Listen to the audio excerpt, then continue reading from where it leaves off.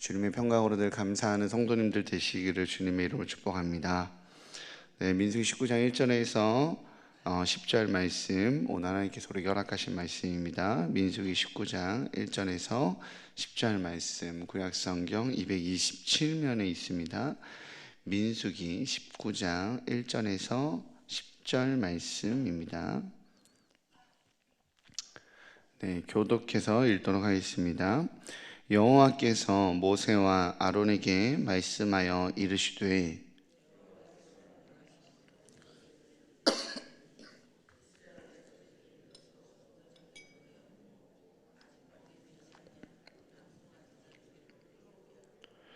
너는 그것을 제사장 엘르아살에게 줄 것이요 그는 그것을 진영 밖으로 끌어내어서 자기 목전에서 잡게 할 것이며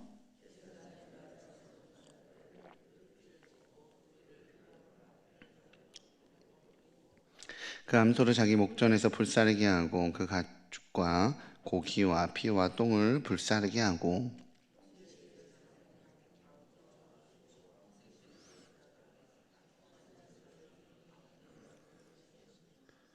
제사장은 자기의 옷을 빨고 물로 몸을 씻은 후에 진영에 들어갈 것이라. 그는 저녁까지 부정하리라.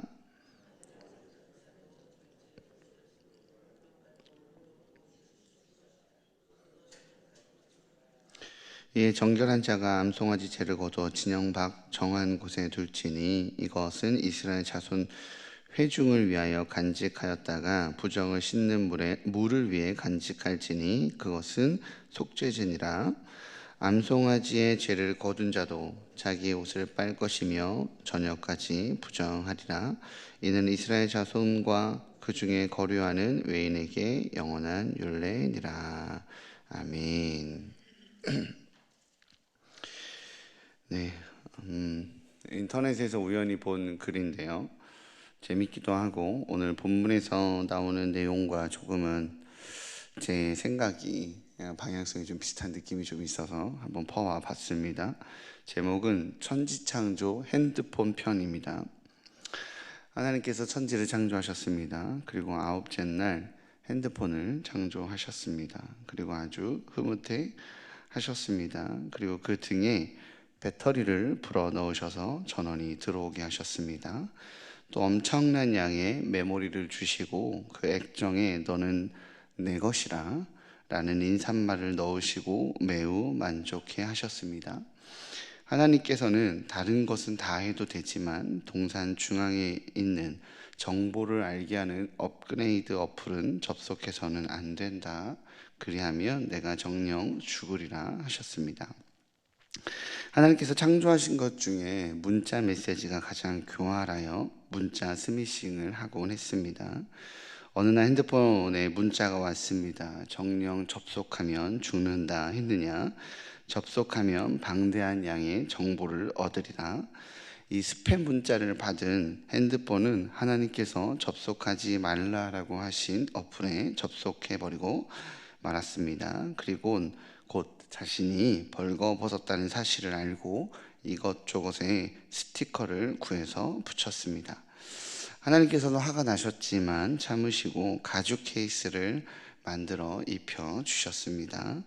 전에 하나님과 동행할 때는 충전이 따로 필요하지 않았는데 이제는 업그레이드로 인한 오작동 때문에 1년에 한 번씩은 충전을 해줘야 했습니다. 하지만 핸드폰은 끝내 성능이 다해서 죽음에 이르고 말았습니다. 약 1년의 세월이 흘러 핸드폰은 모두 타락하여 온전한 핸드폰은 별로 없었습니다. 그들은 모두 액정의 인사말을 내가 네 거야, 난 어디든 갈 수 있어 라고 쓰고 다니며 찬란한 핸드폰줄을 하고 다니기가 일쑤였습니다. 이때 홀리사에서, 거룩한 회사죠, 홀리사에서 나온 노아 핸드폰만이 의로운 자였습니다. 하나님께서는 타락한 핸드폰들을 물로 멸하실 계획을 하시고 노아 핸드폰에게만 생활 방수용 케이스를 주시고 남은 핸드폰들은 모조리 물로 멸하셨습니다. 그 후에 핸드폰 배터리는 하루에 한 번은 꼭 충전해야 했고 수명도 2년을 채 넘기지 못해 2년 주기마다 소멸되곤 했습니다. 영원히 소멸되지 않는 배터리를 멀쩡히 놔두고 불순종으로 인한 쓸데없는 업그레이드로 인해 죽음에 이르게 된 그들을 보면서 의미 없는 지식, 그저 호기심으로 인한 지식이 패망의 길을 걷게 한다는 것을 깨닫게 됩니다. 라고 말하는 인터넷 글이었습니다. 아무도 웃진 않지만 속으로는 참 잘 매칭했다라고 생각하셨을 것 같습니다. 누군가 참 쓸데없는 이야기 같지만 저는 이 글을 보면서 들었던 생각이 성경이랑 잘 매치했다 이런 느낌보다는 병 주고 약 주고라는 좀 표현이 기억이 났습니다. 핸드폰들 물로 심판한 거 보니까 요즘 최근에 나온 글은 아닌 것 같아요. 요즘 핸드폰 다 방수가 되거든요. 옛날 핸드폰들은 물에 닿으면 다 고장 났었으니까 당시 때 이야기가 아니었나 싶습니다. 핸드폰들을 물로 심판하면 그들의 수명이 줄게 하였지만 또한 그들을 지키기 위해 방수 케이스를 만들어주는 이야기를 들으면서 또한 핸드폰이 불순종으로 인한 동산 중앙에서 쫓아냈지만 가죽 케이스를 만들어주는 이 이야기를 들으면서 병 주고 약 주고라는 그 표현이 좀 생각이 났습니다. 오늘 본문도 좀 이런 이야기가 아닌가라는 생각이 들었어요.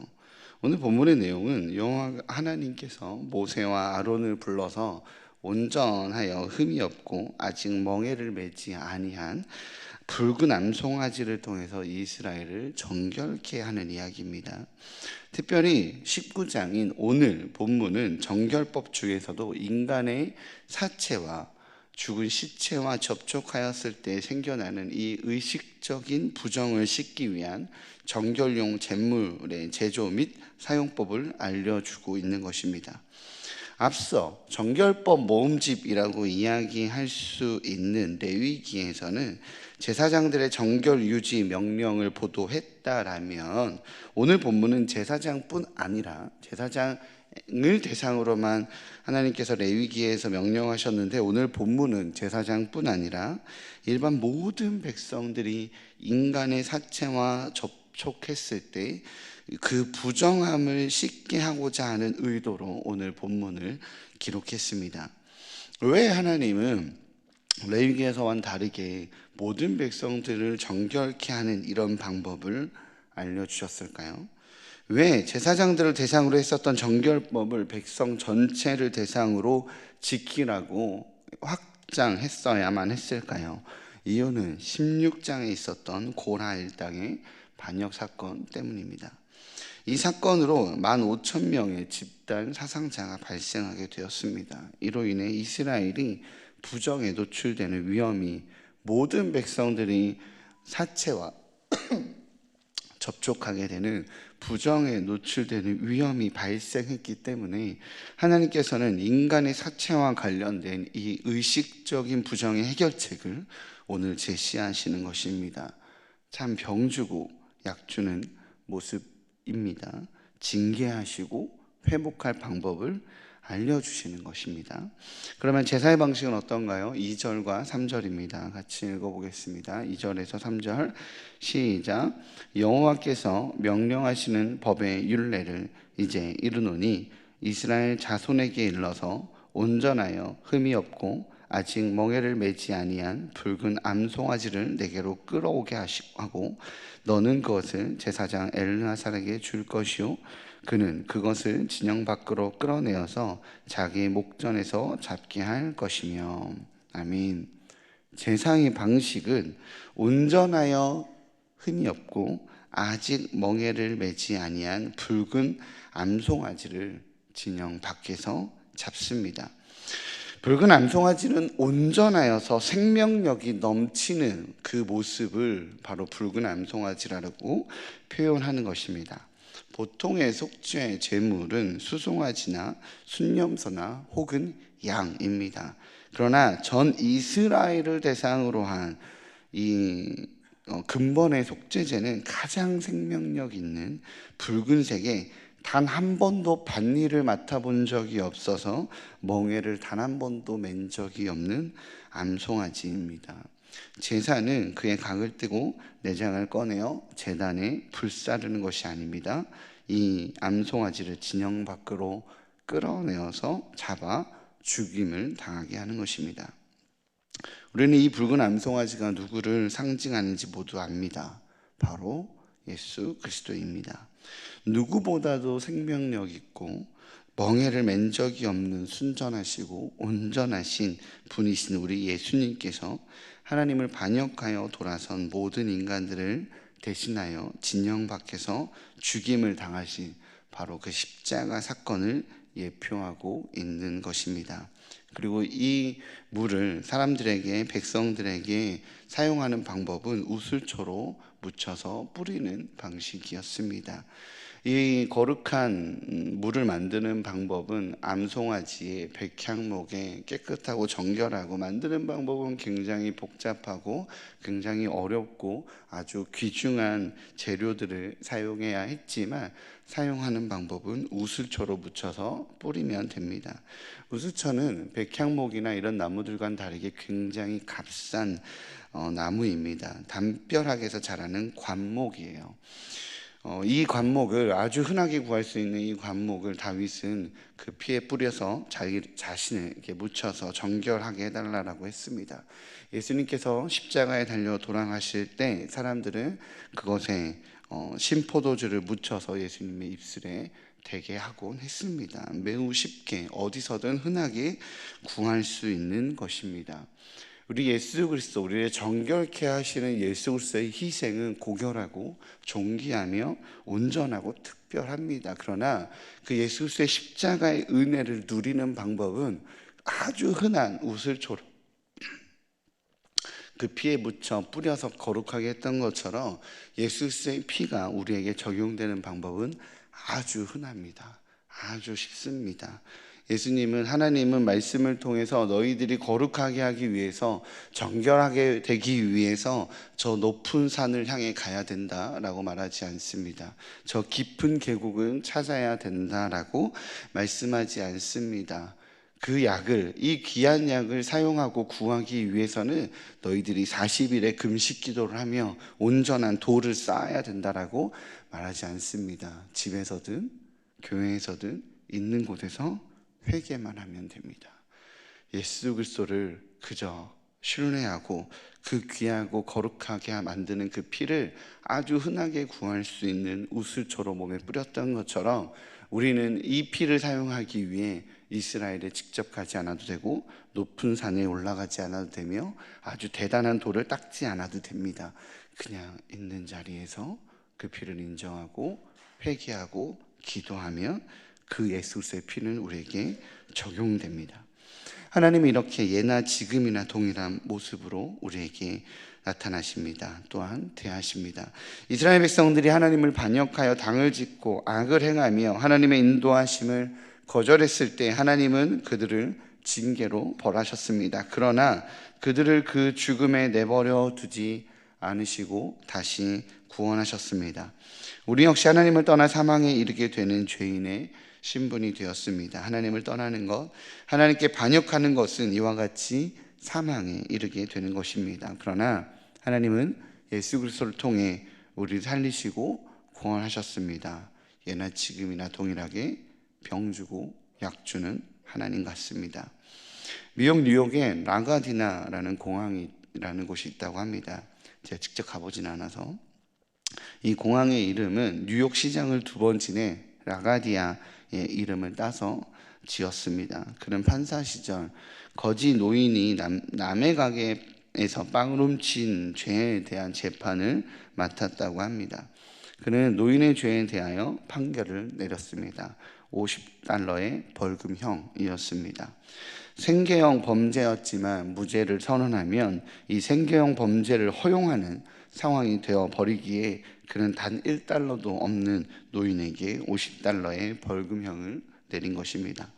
$50의 벌금형을 내린 라가디아 판사는 모자를 벗어 손에 들고 법정의 방청객들에게 내려갑니다. 그리고 방청객들을 향하여 노인이 배가 고파서 빵을 훔친 것은 이웃을 내 몸처럼 사랑하지 못하여 굶게 만든 우리의 잘못도 동일하게 있는 것 같다라고 그 자리에서 호소합니다. 그리고 이 노인에게는 벌금을 낼 돈이 없으니 여기 이곳에서 이 사연을 들으신 여러분들이 좀 도움을 주시면 좋을 것 같다라고 간절히 부탁하고 그 자리에서 모금 운동을 합니다. 그렇게 모아진 돈이 80달러가 되었다고 합니다. 그 중에 50달러는 벌금으로 지불하고 나머지 30달러는 노인에게 줍니다. 본 사건은 소문이 널리 퍼지게 되었고 이후에 라가디아는 뉴욕 시장에 당선되어 연임하게 되며 뉴욕시를 발전시키는 사람이 되었다라고 합니다. 공의롭지만 지혜롭게 사랑으로 이 모든 일들을 해결했다라고 사람들은 인정한 것이죠. 그러한 그의 업적을 기념하여 생긴 것이 바로 라가디아 공항입니다. 죄에 대한 징계와 그와 함께 그 죄의 무게를 극복해낼 수 있도록 돕는 것을 공의와 사랑이라고 합니다. 오늘 이스라엘을 대상으로 하나님께서 명령하신 이 붉은 암송아지의 죄는 하나님께서 이스라엘 백성들이 향한 공의와 함께 사랑의 결정체가 됩니다. 하나님을 반역한 이스라엘을 징계하시지만 그들을 포기하시지 못하기 때문에 가장 생명력 있는 암송아지의 생명을 바쳐 이스라엘 백성들을 정결케 하셨습니다. 그리고 영원토록 이스라엘 백성들에게 이와 같은 태도를, 너희들에게 내가 이와 같은 모습을 유지하겠다라고 약속하십니다. 여전히 죄와 악에 대해서는 단호한 징계자로 존재하지만, 공의의 자로 존재하지만, 그럼에도 불구하고 긍휼을 잊지 않으시는 사랑 가득한 아버지의 모습과 태도를 내가 지켜가겠다라고 약속하시는 것입니다. 오늘 본문 10절입니다. 같이 읽겠습니다. 본문 10절 시작. 자기 옷을 빨 것이며 저녁같이 부정하리라. 이는 이스라엘 자손과 그 중에 거류하는 외인에게 영원한 율례니라. 아멘. 참 이상한 약속입니다. 죄를 범하면 징계하고 그 징계의 수위는 사체의 접근으로 인한 부정케 되는 징계입니다. 어찌 보면 협박 같기도 합니다. 죄에 대한 징계는, 내가 내리는 징계는 죽음이다 라고 말하는 굉장히 협박 같은 징계의 내용이죠. 그러나 정결케 하는 오늘 예식을 통해서 내가 그럼에도 불구하고 이스라엘을 거룩하게 하겠다라고, 정결케 하겠다라고, 영원히 그렇게 하겠다라고, 영원한 율례를 지켜내겠다라고, 너희들을 깨끗게 다시 만들겠다라고 선포하십니다. 그리고 하나님은 그 영원한 율례를 이스라엘 백성들뿐 아니라 예수 그리스도를 통해 우리에게도 동일한 이 영원한 율례를 적용하셨습니다. 하나님을 떠나 사망에 이를 수밖에 없는 죄인의 모습으로 우리는 여전히 존재합니다. 매일매일 죄와 타협하고 매일매일 하나님을 거절하는 참 우리의 그 연약한 모습을 보게 됩니다. 하나님께서는 그 죄를 두고 보실 수 없는 거룩한 분이시기에, 그러한 분이시기에 그냥 둘 수 없으십니다. 그래서 가장 정결하시고 흠 없는 예수 그리스도를 통해 우리를 살리겠다라고 영원한 규례로 또한 우리에게 약속하시고 그 언약을 지금 지켜가고 계십니다. 여전히 죄는 우리를 죽음에 이르게 합니다. 그러나 우리 주님은 여전한 긍휼로 우리에게 생명을 주시고자 하십니다. 그 어떠한 죄라도, 그 어떠한 부정함이라도, 그 어떠한 연약함이라도, 스스로 나조차도 용서할 수 없는, 스스로 나 자신조차도 용납할 수 없는 죄라 할지라도 우리 주님께서는 영원한 율례로 내가 너를 정결하게 하기 원한다라고, 어렵지 않다라고 있는 자리에서 내가 너를 위해서 대신에 죽은 이 예수 그리스도의 피를 의지하여 회개하고 기도하고 나를 그냥 찾으면 된다라고 우리 주님께서는 말씀하십니다. 그러한 우리 주님의 의지를 알기에 오늘도 예수 그리스도 앞으로, 그 회복의 은혜 앞으로 끊임없이 나아가시는 일산 충신의 귀한 성도님들 되시기를 주님의 이름으로 축복합니다.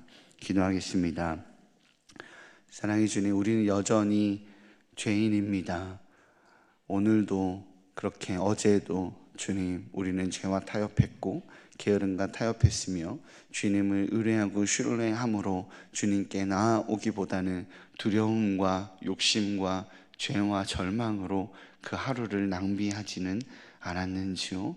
그러나 주님 다시 그리스도 앞으로 나옵니다. 어떠한 죄의 모습이든 어떠한 악의 모습이든 나를 거룩케 하기 원해 하시는 주님의 긍휼 앞으로, 주님의 은혜 앞으로 다시 나를 깨끗게 하시기 위한 그 준비를 행하시고 계시는 영원한 율례라고, 내가 너를 지키겠다고, 내가 너를 거룩케 하여 반드시 하늘나라 바로 주님의 품으로 나를 안아주겠다라고 말씀하여 주시는 그 언약을 붙들고 다시 이 새벽에 나와 주님 앞에 나아갑니다. 회개하고 간구할 때 하늘의 문이 열려지는 그 은혜를 누리게 허락하여 주시옵소서. 그 은혜를 온전히 경험하며 살아가는 주님 저희들 될 수 있도록 붙잡아 주시옵소서. 이 모든 말씀 예수님의 이름으로 기도합니다. 아멘.